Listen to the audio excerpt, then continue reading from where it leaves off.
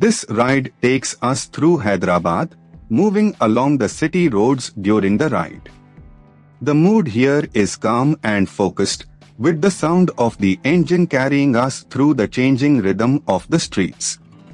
Let the road unfold naturally as we settle into this stretch. A little further along, this part of the route shows a grounded side of Hyderabad, where everyday movement defines the street. Shops, side lanes, and passing vehicles build a sense of momentum, and the pace stays steady. It is the kind of stretch where the ride feels less like a destination and more like a continuous observation.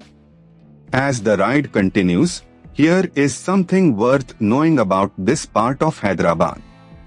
New metro corridors will connect IT hubs, residential areas, and commercial districts more directly.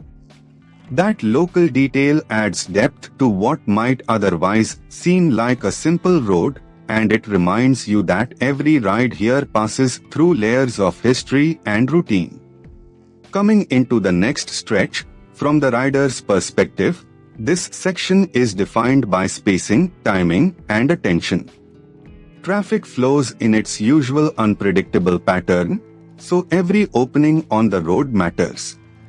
The experience becomes less about speed and more about reading the street early, staying smooth, and keeping the ride controlled. Further down the route, as the route continues, the presence of History Mecca Masjid gives this stretch a stronger sense of place. Landmarks like this help anchor the ride, because they turn a moving sequence of roads into something memorable. With the road opening ahead, the atmosphere here changes with the hour, and the weather adds its own character to the ride. The road noise, light, and movement around the bike all combine into a very specific riding mood. That is what makes city POV footage work best when the narration supports the scene.